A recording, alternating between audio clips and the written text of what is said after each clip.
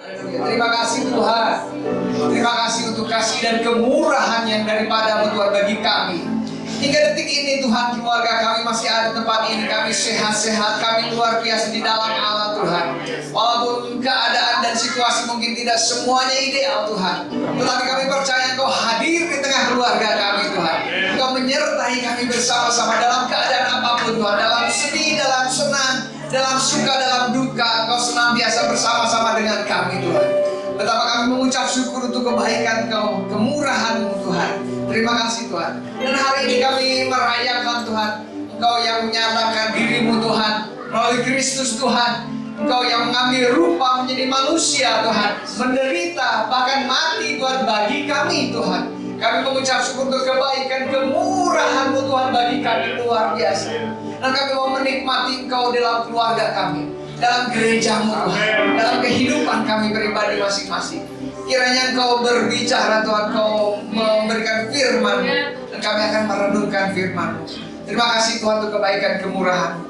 Terima kasih juga Tuhan, kami bersama-sama Tuhan bisa mengumpulkan dan bisa ikut serta Tuhan berbagian dalam persembahan Tuhan. Kami mengucap syukur Tuhan, segala yang daripada milik-Mu Tuhan, kami kembalikan semuanya adalah milik-Mu Tuhan. Kami berdoa biar orang-orang yang mengelolanya Engkau berikan hikmat Tuhan, kebijakan Tuhan, supaya mereka membuat persembahan ini menjadi kemuliaan bagi nama-Mu Tuhan.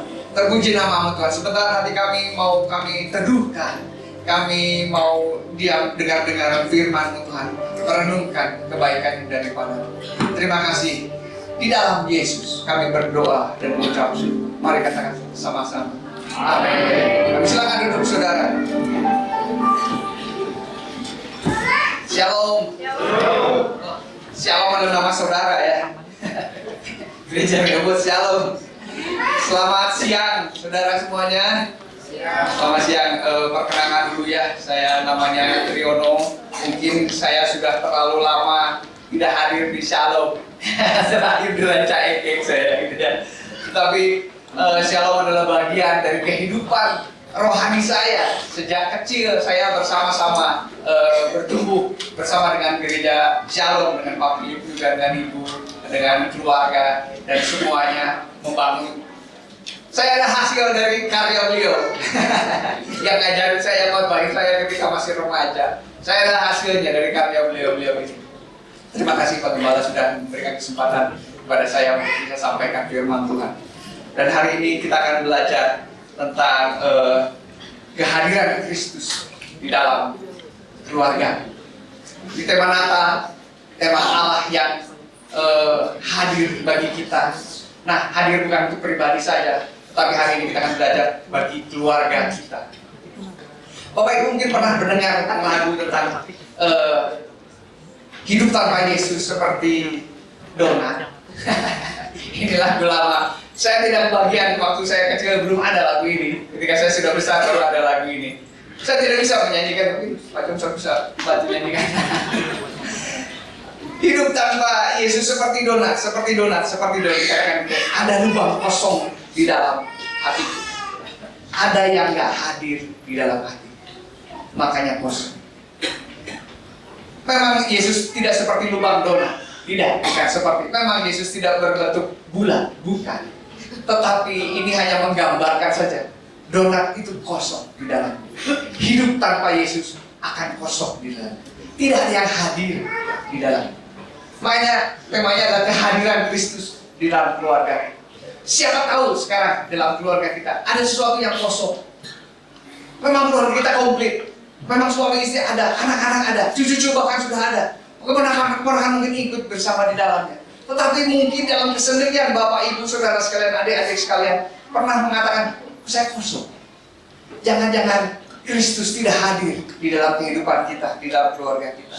Nah, mau hadirnya seperti apa Kristus? Mari kita akan belajar. Kita akan merenungkan firman Tuhan. Yesus seperti apa yang hadir di dalam kehidupan kita.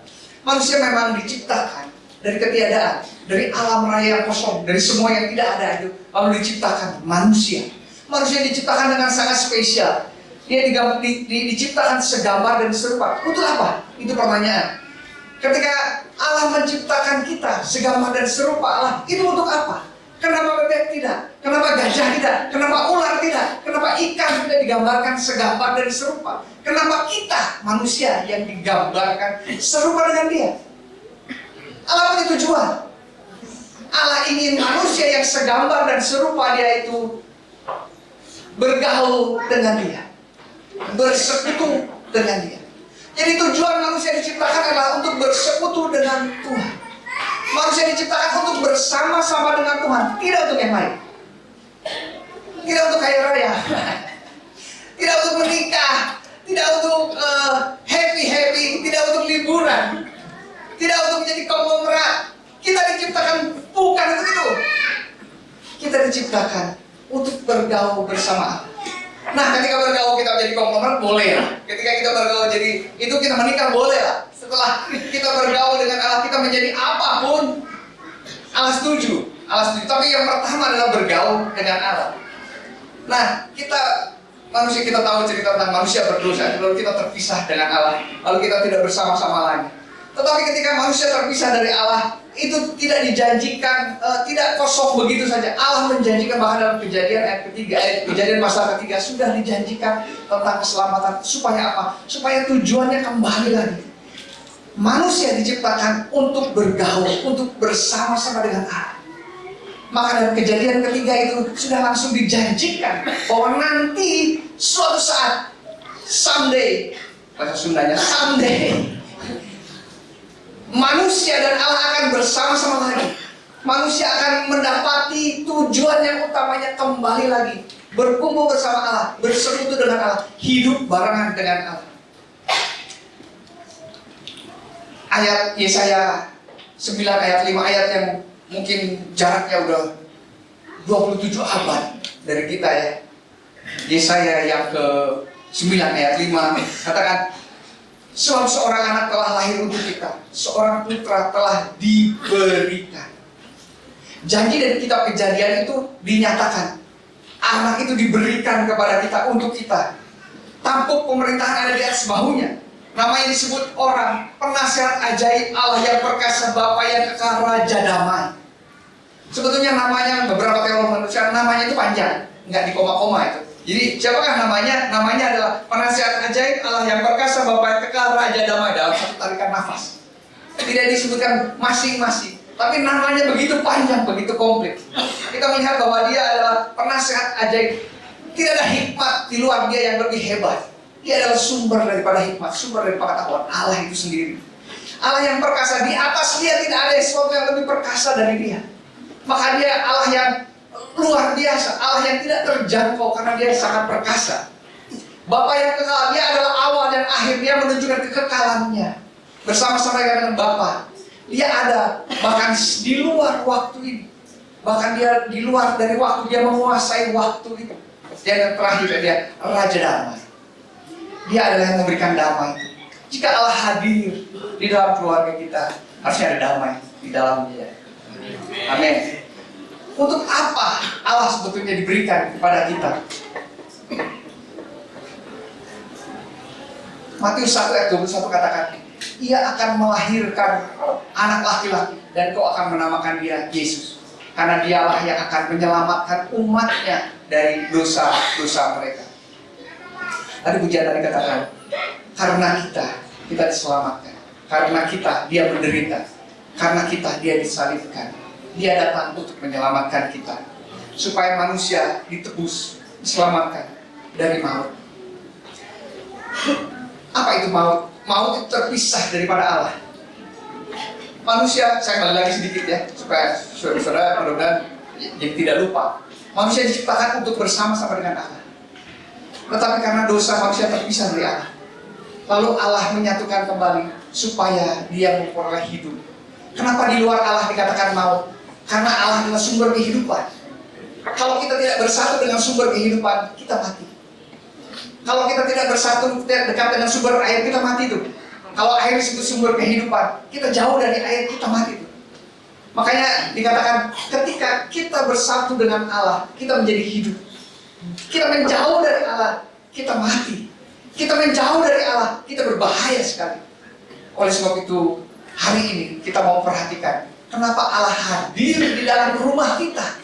supaya kita hidup, supaya seluruh keluarga kita hidup, supaya seluruh keluarga kita diselamatkan, supaya kita lepas dari maut itu. Allah memang Yesus lahir memang untuk menyelamatkan kita. Lalu kedua adalah supaya kita hidup berdamai dengan Allah. Setelah kita memperoleh keselamatan itu, ketika terima Yesus, kita berdamai dengan Dia. Banyak sekali kita hidup terima Yesus, tetapi kita tidak berdamai dengan Allah. Kita tidak bersama-sama dengan Tuhan. Ngakunya orang Kristen, tetapi tidak pernah ngobrol dengan Tuhan. Ngakunya orang Kristen, tapi Allah jauh dari kehidupannya. Kita tidak berdamai. Kita tidak bersama-sama dengan Dia. Kita tidak di dalam Dia. Hari ini kita akan belajar sedikit ya, apa itu artinya di dalam Dia, di dalam Yesus itu. Sekarang Yesus sudah lahir di dalam keluarga kita. Sekarang Yesus sudah hadir di dalam keluarga kita. Harusnya keluarga kita bisa merasakan hidup di dalam Kristus. Pertanyaannya, Kristus di dalam keluargaku atau keluargaku di dalam Kristus? Sebenarnya dua-duanya sama saja. Tapi yang paling dalam adalah yang kedua, keluargaku di dalam Kristus. Kalau Kristus di dalam keluargaku, seolah-olah keluargaku yang paling besar, Kristus masuk di dalam. Tetapi Dia yang terlebih besar, keluargaku di dalam Kristus. Apakah kita semuanya, satu keluarga kita, sudah di dalam Kristus? Itu adalah pertanyaan bagi kita pada siang hari ini. Hari ini kita akan merenungkan tentang bagaimana hidup di dalam Kristus. Kita mungkin sudah puluhan tahun, belasan tahun mendengar bahwa kita hidup di dalam Kristus. Tapi hidup yang seperti apa yang di dalam Kristus? Kita sering tidak menyadari. Kita tahu aja istilahnya. Istilahnya adalah hidup di dalam Kristus. Tetapi bagaimana hidup di dalam Kristus itu, kita tidak tahu bagaimana hidup di dalam Kristus. Pokoknya begitulah. Pokoknya saya orang Kristen, ya begitulah. Tidak memikirkannya. Nah, saudara, Matius 1 ayat ke-23. Matius 1 ayat 23. Ini ayat yang Pak Philip sampaikan juga pada saya. Sesungguhnya anak darah itu akan mengandung dan melahirkan seorang anak laki-laki, dan mereka akan menamakan dia Immanuel, yang berarti Allah menyertai kita, Allah beserta kita, God with us, Allah yang bersama-sama dengan kita. Yesus sudah dinamai sebagai Immanuel, Allah yang bersama-sama dengan kita. Harusnya Dia tinggal bersama-sama dengan kita. Tetapi yang terjadi bahwa kita seringkali tidak bersama-sama dengan Tuhan. Tuhan sudah ada di dalam keluarga kita, tetapi Tuhan tidak mendapat bagian dalam keluarga kita. Tuhan tidak mendapatkan tempat di dalam keluarga kita. Karena memang Tuhan tidak kelihatan. Karena yang kelihatan adalah tumpukan uang di dalam rumah yang kelihatan. Yang kelihatan ya suami kita, istri kita, yang kelihatan itu anak-anak kita, bisnis kita, kesulitan-kesulitan hidup kita, tekanan-tekanan kita, ancaman-ancaman dalam kehidupan kita. Tetapi kita tidak menyadari bahwa ada pribadi di dalam rumah kita, Yesus. Yesus itu namanya Allah beserta kita, Allah yang bersama-sama dengan kita. Tetapi ketika Dia bersama dengan kita, kita tidak menganggap Dia ada di dalam rumah kita. Dia ada di tempat yang lain. Nanti dah Tuhan, kalau masalahnya hidup dan mati, saya baru bawa kau tempat ini. Kalau kanker udah stadium 4, bolehlah Tuhan, Engkau hadir bersama-sama dengan kami. Kalau keluarga kami mau pecah berantakan, bolehlah Tuhan, berarti. Kalau anak-anak kami terlibat kejahatan, narkoba, geng, motor dan sebagainya, barulah Engkau hadir Tuhan. Tapi ketika semuanya damai sejahtera, Allah nggak dapat bagian. Saya tidak sedang menghakimi saudara. Saya juga mengalami hal seperti itu. Saya ngakunya sebagai orang anak Tuhan, orang di dalam Tuhan, Tuhan di dalam saya. Tapi saya selalu dulu menyimpan Tuhan jauh-jauh di dalam rumah, di pojokan saja. Tuhan tidak pernah dibawa, Tuhan tidak pernah disertakan di dalam. Tuhan tidak pernah menjadi pengendali bahkan dalam kehidupan saya. Siapa yang mengendalikan? Ya Bapak, ya Mama yang mengendalikan. Di luar itu Tuhan tidak lakukan apa-apa. Lalu buat apa dia dinamai Immanuel? Seperti nama saya, Trijono Muljo Guno. Saya dari Simanjuntak. Tentu bukan. Pak Johnson setiap hari hampir ketemu dengan saya. Jadi saya tahu itu masih Simanjuntak saja gitu ya. Johnson Simanjuntak. Mulyo Guno. Papa saya berdoa ketika membuat nama saya. Dia mengharapkan anaknya melakukan pekerjaan-pekerjaan yang mulia dan berguna. Lalu saya tidak mulia dan berguna. Orang akan bertanya-tanya, lalu buat apa kamu namanya Mulyo Guno? Lebih baik Johnson Simanjuntak. Bukan berarti Pak Johnson tidak ada gunanya. Bukan berarti begitu ya. Bukan berarti. Tapi nama itu harusnya dihidupi. Immanuel, Allah bersama dengan kita. Harusnya dia dihidupi bahwa dia memang bersama-sama dengan kita. Memang harusnya ada di dalam kehidupan kita. Apa itu artinya bersama atau di dalam Kristus? Ada 3 ya, di dalam Kristus. Apa artinya di dalam Kristus? Yang pertama ada persatuan rohani, kita diselamatkan. Kita menyangka ketika di dalam Kristus saya sudah selamat, selesai, sudah. Pokoknya cuma itu saja. Enggak gitu. Enggak gitu. Ada yang kedua, kita dapat identitas baru. Oh, kita manusia baru. Imamat yang kerajani, benar ya? Kita disebut imamat kerajani, orang yang lahir baru. Wah, saya setuju deh. Boleh. Boleh itu deh. Saya sudah diselamatkan, saya imamat yang kerajani. Cukup, itu saja. Enggak, ada yang ketiga. Ada yang ketiga adalah berpartisipasi dalam kasih karunia Tuhan. Tuhan berikan kasih karunia pada kita. Dan siapa yang di sini yang berani katakan bahwa dia bisa menikah, bisa berkeluarga, bisa punya anak, bisa punya pekerjaan tanpa kasih karunia Tuhan? Ada yang berani?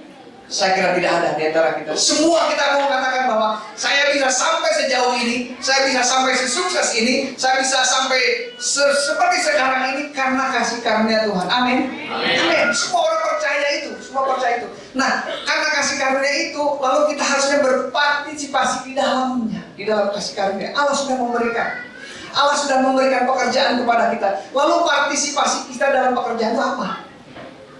Allah sudah memberikan keluarga dalam hidup kita. Lalu partisipasi kita dalam keluarga itu apa? Allah sudah memberikan, mungkin Anda menjadi seorang pedagang, atau seorang penjual, menjadi seorang bisnismen, atau seorang pengacara, sarjana hukum dan lain sebagainya. Saya seorang arsitek. Lalu pertanyaannya, lalu partisipasi kamu di dalam kasih karunia Allah itu apa?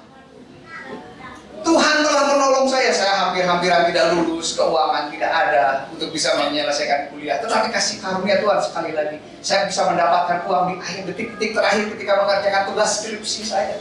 Tuhan menolong saya. Lalu saya katakan, saya lulus karena kasih karunia Tuhan. Lalu pertanyaannya, setelah kamu jadi arsitek, apa kontribusimu dalam kasih karunia Kristus itu? Kita sudah dipersatukan di dalam Tuhan. Tuhan bersama-sama dengan kita. Lalu harusnya orang yang diam bersama dengan Tuhan memberikan partisipasi rohani di dalam kasih karunia Tuhan. Mudah-mudahan ini gak terlalu abstrak ya. Contoh gampangnya gini deh. Kalau kita buka toko, kita sedang membantu orang lain untuk tidak usah jauh-jauh ke pasar. Cukup di toko kita saja. Harganya sedikit mahal, tapi yang sedikit mahal itu supaya kita bisa melangsungkan tokonya itu. Dan jadi ketika kita membuat buka toko, bukan hanya cuan saja, bukan hanya keuntungan, tetapi saya sedang membantu masyarakat untuk mendapatkan bahan yang dia perlukan dengan mudah, dengan cepat. Itu partisipasi Tuhan. Kalau saya seorang dokter, saya nolong orang untuk bisa mendapatkan kesembuhan dan kesehatan. Itu partisipasi. Bukan partisipasi dalam harganya harus mahal tuh supaya cuan, kata saya semakin tebal. Itu hal yang lain. Tapi partisipasinya bersama-sama dalam kasih karunia. Nah, Tuhan ada di dalam keluarga kita. Lalu apa partisipasi kita dalam keluarga kita? Harusnya kita mengasihi pasangan kita. Boleh lihat kiri kanan pasangannya, kalau memang ada di sebelahnya. Kalau tidak ya apa boleh buatlah. Ada di sebelahnya. Coba lihat. Balik lagi bapak-bapak, ibu-ibu. Ibu-ibu boleh tanya sama suaminya. Ada partisipasi kasih karunia buat saya? istrinya, ada nggak partisipasi kasih karunia itu buat hidup saya? Bapak ini sangat berbahaya, ini sangat berbahaya. Saya cerita sedikit. Kita tidak tahu masa depan kita, betul? Oleh sebab itu kita mempersiapkan masa depan kita. Cara yang paling mungkin untuk mempersiapkan masa depan adalah mengkontrol segala sesuatu. Betul Bapak Ibu? Betul? Kita harus kontrol semuanya, uang dikontrol supaya nanti anak-anak bisa kuliah. Semuanya dikontrol, bahkan si dosennya dikontrol supaya bisa dari mana kuliah kita. Bahkan bapak polisi dikontrol, bahkan kejaksaan dikontrol. Hakim bener nggak? Semua orang ingin memastikan di depannya supaya baik-baik saja. Maka manusia mengambil kontrol, mengambil alih. Itu tidak benar, itu tidak benar. Jangan lakukan itu, jangan lakukan. Yang harus pegang kendali adalah Allah. Jangan bapak, jangan ibu, jangan uang bapak, jangan uang ibu. Nah di rumah kita juga mengontrol pasangan kita, benar nggak? Benernya kita dalam hati aja bener. Kita sering kali memanipulasi pasangan. Kita memanipulasi dengan kemarahan. Kita memanipulasi dengan wajah jutek. Jutek itu bahasa Jerman saya pikir ya. Bahasa Jerman jutek. Dengan wajah kecut. Kita manipulasi dengan keuangan. Kita manipulasi dengan melayaninya. Kita memanipulasi bahkan dengan seks. Anak-anak jangan dengar dulu ya.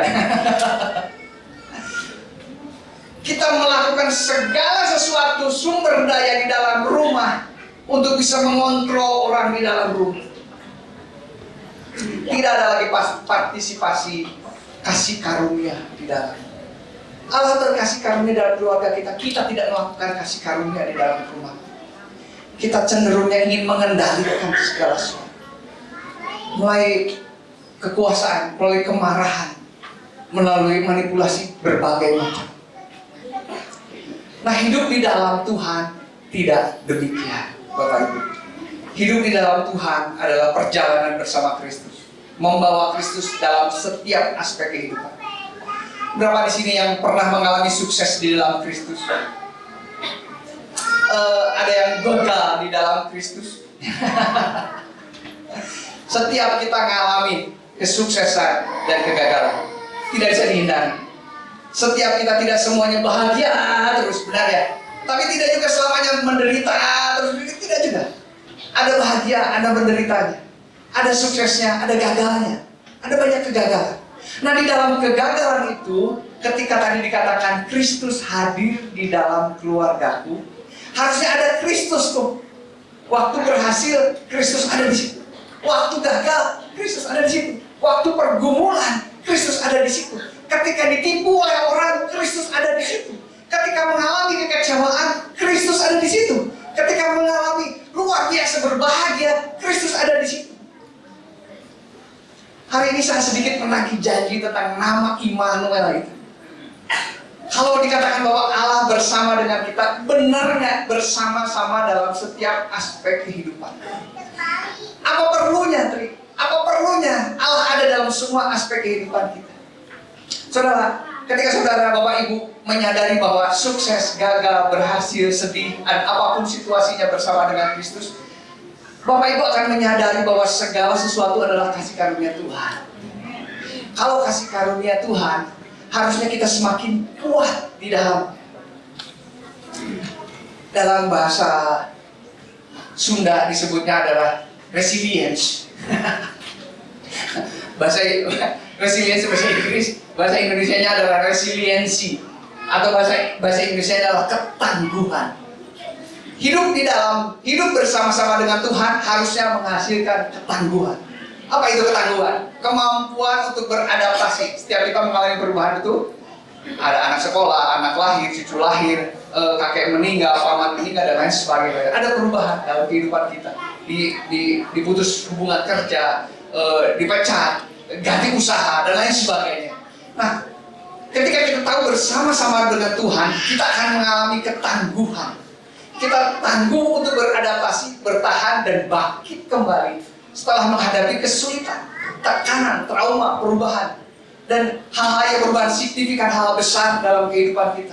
Kita mampu bertahan, mampu pulih, bahkan lebih kuat, bahkan lebih berpengalaman dengan hal itu. Kalau kesedihan kita lihat sebagai kesedihan seorang diri saja, itu kan jadi trauma. Saya pernah ditodong waktu kecil dengan belati, gitu ya, bersama mama dan nenek saya. Oh, di bemo, saudara tahu bemo mungkin sebagian besar mungkin ada yang sudah tidak tahu bemo itu. Bemo itu kendaraan mobil yang rodanya cuma 3, sebenarnya kayak motor sih depannya gitu ya. Di dalam bemo tiba-tiba ada 2 orang penodong, ya malak gitulah ya. Dia mengeluarkan belatinya dan minta uang pada keluarga saya. Tanpa saya melihatnya ada Kristus di dalamnya, saya trauma. Saya trauma sampai bertahun-tahun, 2 tahun kalau nggak salah. Saya tidak nyaman ketika keluar karena pernah merasa ditodong seperti itu. Berada di dalam posisi yang hampir maut seperti itulah, karena belatinya sudah dikeluarkan. Tetapi ketika saya dewasa, saya menyadari bahwa ada Kristus tuh di bemo itu tuh. Belatinya keluar, 2 orang itu menahan di bagian luar, jadi bertiga itu cuma berlima, saya, mama saya dan nenek saya. Lalu ada 2 orang penjahat. Mama saya terobos, 2 orang yang jaga di bagian luar terobos sama mama saya. Dia tidak berani menusuk. Dia angkut saya, waktu itu saya masih kecil, masih SD kan. Dia angkut saja, dia terobos. Dia tinggalkan mertuanya. Mungkin penjahatnya juga mengatakan, ya buat apa juga saya nodong mertuanya, ini mertuanya sudah nenek-nenek gitu ya. Kami keluarga kami bebas seperti itu.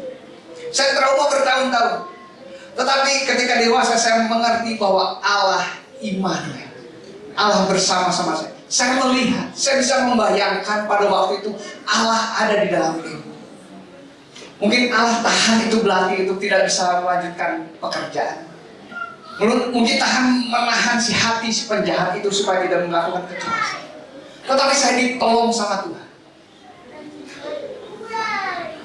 Kesadaran saya untuk bisa menyadari bahwa Allah ada di situ membuat saya semakin kuat. Saya tidak nantangin kalau gitu sekarang kayak todong saya tidak menantangin seperti itu. Tetapi saya tahu bahwa Allah ada di masa-masa yang sangat sulit dalam kehidupan saya. Itu resilient, itu ketangguhan. Tetapi tanpa saya menyadari bahwa ada Kristus di situ, itu trauma. Itu trauma bertahun-tahun. Saya harus menyadari bahwa Kristus ada bersama-sama dengan saya ketika kejadian. Nah, itu yang dirindukan oleh Pak Philip, bahwa Allah hadir di dalam keluarga kita. Tidak dalam keluarga yang sedang berbahagia, tetapi dalam keadaan tertekan, dalam keadaan terancam. Ancaman dan tekanan itu nggak perlu diundang, betul. Bangun tidur aja saudara sudah tertekan, terancam. Ini udah telat 5 menit ini. Gimana kalau ini? Wah, gimana kalau di kantor? Bagaimana kalau situ belum nggak bayar? Gimana kalau kita bangun tidur aja sudah tertekan. Nah, di dalam tekanan-tekanan itu kita harus menyadari bahwa Allah ada hadir bersama keluarga. Itulah namanya Immanuel, Allah yang bersama-sama dengan kita. Kalau kita mengalami resilience, mengalami ketangguhan, maka keputusan-keputusan kita, sikap dan tindakan keluarga, sikap dalam pekerjaan, dalam hubungan sosial, dalam pelayanan itu selalu bersama-sama dengan Tuhan. Ketika ibu-ibu menyiapkan masakan, ibu-ibu akan menyiapkannya dengan bersama-sama dengan Tuhan. Mungkin gak disiapkan dengan sembarangan? Tidak mungkin. Ibu-ibu akan menyiapkan masakan yang terbaik karena bersama-sama dengan Tuhan. Ketika bapak-bapak bekerja di luar kantor dan buka usaha dan lainnya, apakah dengan sembarangan, dengan seenaknya? Tentu tidak. Karena tahu bapak-bapak mengerjakannya dengan bersama-sama dengan Tuhan. Ketika adik-adik kuliah, adik-adik sekolah, dan adik-adik menyatakan bahwa ini bersama-sama dengan Tuhan Allah Immanuel itu, mungkinkah kita mengerjakan tugas sekolah, kita sekolah dengan malas-malasan? Tidak mungkin. Tidak mungkin. Karena Allah bersama-sama dengan kita. Ketika dalam semua tekanan itu, tekanan di dalam rumah, tekanan dalam pekerjaan, utama dalam sekolah itu, apakah kita akan menjadi orang yang lembek? Tidak, kita akan menjadi orang yang tangguh karena kita tahu Allah bersama-sama dengan kita. Masalahnya adalah seringkali kita mengabaikan bahwa Allah bersama-sama dengan kita. Nah, siang hari ini saya ingin semuanya menanggapi Allah. Ayo Allah, aku mau bawa engkau menempati tempat yang seharusnya ada di dalam hidup saya, di dalam keluarga saya. Banyak tokoh-tokoh Alkitab yang mungkin kelihatannya yang biasa-biasa saja ya. Saudara tahu tentang Hana, cerita tentang Hana. Hana dan Samuel kecil itu. Ini bukan orang yang luar biasa. Hana adalah seorang perempuan yang mandul pada waktu itu, belum punya anak. Lalu dia berdoa sama Tuhan. Lalu dia mencari kepada Allah. Lalu Allah tolong dia. Saya lihat ada partisipasi kasih karunia yang luar biasa di dalamnya. Ini suatu yang luar biasa, TikTokan yang luar biasa ya. Bukan TikTok itu ya, tapi TikTok apa sih? Suatu hubungan dua-dua antara Allah dan manusia. Dia mandul, lalu dia sungguh-sungguh berdoa pada Allah. Lalu dia diberikan anak Samuel. Lalu dia persembahkan Samuel untuk Tuhan. Dia tidak lagi punya anak. Allah menerima persembahan itu. Lalu Allah memberikan dia 5 orang anak lagi. 3 laki-laki, 2 perempuan kalau nggak salah.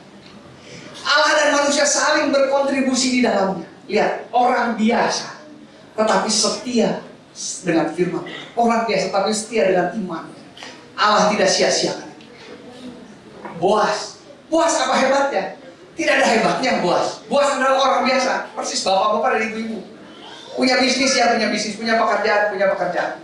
Tetapi dia melakukan pekerjaannya, dia setia dengan apa yang ditetapkan oleh budayanya pada waktu itu. Dia menjadi orang yang menjadi menanggung dari keluarga yang terputus karena meninggal. Dia menjadi namanya Goel. Dia orang yang mau menikahi pada waktu itu. Aturan-aturan di dalam Yahudi seperti itu. Dia seorang yang mau menjalankan levirat. Levirat itu apabila kakaknya meninggal sebelum punya anak, maka dia wajib untuk menikahi istri dari kakaknya itu. Dan anaknya itu harus meneruskan nama kakaknya. Dia hanya setia dan taat saja. Apa yang hebat dari Boas? Tidak ada. Kemampuan apa? Manajemen kah? Tidak ada. Kemampuan yang hebat menjadi seorang raja? Tidak ada. Seorang cendekiawan? Tidak ada. Dia adalah orang biasa seperti saya dan bapak ibu semuanya. Dia orang biasa. Tetapi apa yang dia kerjakan? Dia cuma taat dengan perintah Allah. Kita seringkali menganggap sepi taat kepada perintah Allah. Kita seringkali menganggap bahwa perintah dan taat kepada Allah ya biasa-biasa saja. Boleh iya, boleh enggak. Saudara, Allah pakai orang-orang yang setia dalam perkara-perkara sederhana. Dalam perkara kesetiaan, dalam perkara kekudusan, dalam perkara kesalehan. Allah pakai orang-orang seperti itu. Dari Hana, dari Boas, lahir orang-orang hebat. Orang-orang yang luar biasa. Bahkan dari Boas itu, Yesus lahir. Dari orang yang tidak ada apa-apanya, tetapi hanya taat saja. Kita seringkali sebagai orang bisa menganggap, aduh, saya bukan pendeta, saya bukan hamba Tuhan, saya bukan majelis, bahkan saya bukan pelayan, saya jemaat biasa. Apa yang bisa saya berikan kontribusi kepada kerajaan surga?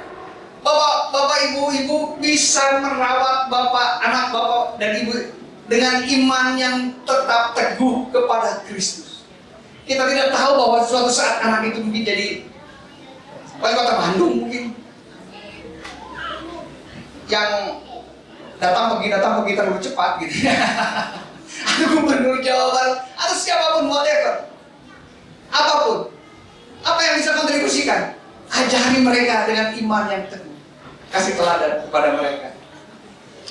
Ya, ayat yang terakhir, Roma yang ke 14 ayat 17, katakan demikian, sebab kerajaan Allah bukanlah soal makanan minuman, tapi soal kebenaran, soal damai sejahtera dan sukacita dalam Roh Kudus. Kerajaan Allah. Ini sebenarnya saya cerita sedikit lagi nih. Sang Raja Damai itu hadir dalam keluarga kita. Jadi apa di dalam keluarga kita? Harusnya dia adalah pemimpin bagi keluarga kita. Harusnya kita tunduk pada nilai-nilai dan syarat-syarat dari kerajaan surga, karena ada Kristus di dalam hidup, di rumah kita. Harusnya kita hidup sesuai dengan kerajaan Allah. Dan kerajaan Allah itu tentang apa? Tentang kebenaran, tentang damai sejahtera, tentang sukacita, tentang kebenaran, soal ketekunan, soal hidup kudus, tentang soal hidup saleh, soal orang yang hidup sesuai dengan perintah Tuhan. Sesederhana itu, sesederhana. Makanya tadi dari awal saya katakan, kita seringkali mengundang Kristus ada dalam rumah kita, lalu kita membuat dia ada di dalam pojokan saja. Tapi siang hari ini, dia harusnya menjadi pemimpin dan raja bagi kehidupan. Amin, saudara. Ini menggambarkan isi dan tujuan dari kerajaan Allah tadi ya. Bahwa hidup benar, dengan kebenaran itu artinya hidup benar sesuai dengan kehendak Allah. Damai sejahtera itu kan hubungan dipulihkan antara manusia dengan Allah, manusia dengan manusia, manusia dengan dirinya sendiri. Dan sukacita di dalam Roh Kudus, kehidupan baru penuh dengan hadirat Roh Kudus. Manusia telah mengenal Allah, manusia yang di bawah pemerintahan kerajaan Allah, bukan di bawah hawa nafsu, ego, dan lain sebagainya. Dan pesan Natal tahun ini adalah kalau Yesus hadir di dalam keluarga kita, harusnya kita taat dengan nilai-nilai kerajaan Allah di dalam keluarga kita. Kalau selama ini tidak ada nilai-nilai kerajaan Allah dalam keluarga kita, jangan-jangan memang Tuhan tidak hadir dalam keluarga kita. Tapi Pak Gembala menginginkan setiap keluarga hadir Kristus di dalam. Amin Bapak Ibu. Amin. Saat Kristus hadir dalam keluarga kita, maka Kristuslah yang memerintah, bukan keinginan kita, bukan ego kita. Keluarga hidup dalam nilai kerajaan Allah. Ingat lagi ya, bahwa ada Allah di dalam rumah kita. Hidup bertekun dalam iman, dalam kesalehan, dalam kekudusan. Itu bukan perkara sepele, bukan perkara yang tidak ada arti. Itu sangat berarti. Seperti Boas dan Hana tadi. Mereka adalah orang-orang biasa, tetapi mereka setia pada firman Tuhan. Bukan perkara biasa saja, atau bukan perkara yang sia-sia melakukan seperti itu. Tidak, saudara. Tapi justru itulah kehidupan yang sesungguhnya di dalam Kristus. Jadi siang hari ini minimal kita tahu apa itu hidup di dalam Kristus. Hidup di dalam Kristus adalah menyertakan Kristus di dalam segala sesuatu. Saya tidak tahu Bapak Ibu sedang bergumul apa saat ini. Ketika worship leader atau hamba Tuhan katakan, apa kabar saudara? Bapak Ibu biasa jawab apa? Luar biasa. Nggak selalu luar biasa. Luar biasa tunggakan di rumah. Luar biasa tagihannya belum bisa diselesaikan. Luar biasa cicilan saya. Luar biasa kelakuan anak saya. Luar biasa kelakuan bapaknya. Luar biasa kelakuan ibunya. Mungkin itu luar biasanya ya. Tidak selalu kita dalam posisi yang begitu mantap, begitu luar. Tidak selalu. Bahkan sering kali tidak dalam kondisi itu. Tetapi dalam ketidakkondisian yang lagi mantap seperti itu, kita tetap tahu bahwa Allah hadir di dalam keluarga. Amin. Mari kita berdoa. Bapa di dalam surga, kami mengucap syukur. Melalui Natal ini, ajar kami Tuhan untuk memperlakukan Allah seperti kami memperlakukan Allah yang sesungguhnya. Engkau adalah Raja di dalam keluarga kami. Engkau Allah yang kudus. Oleh sebab itu, hidup kami di dalam tengah-tengah keluarga selayaknya dalam kekudusan. Selayaknya hidup kami saleh. Selayaknya hidup kami benar sesuai dengan firman. Tuhan tolong kami. Kami manusia yang lemah. Kami manusia yang perlu belajar Tuhan. Tapi siang hari ini ada harapan itu Tuhan. Ketika kami menyatakan bahwa Engkau bersama-sama dalam semua aspek kehidupan kami akan semakin kuat dalam iman. Kami akan semakin kuat dalam pelayanan kami kepada Engkau, dalam pengiringan kami kepada Tuhan. Tolong keluarga di tempat ini, tolong gereja ini, tolong jiwa-jiwa dalam ruangan ini Tuhan, supaya mereka terus bersama-sama di dalam Kristus Tuhan, menjaga iman mereka sampai akhir hidupnya. Terpuji nama-Mu. Terima kasih Tuhan, Kau memberkati kami. Segala hormat kemuliaan bagi nama-Mu. Di dalam Yesus kami berdoa dan mengucap syukur. Katakan sama-sama saudara. Amin. Amin. Selamat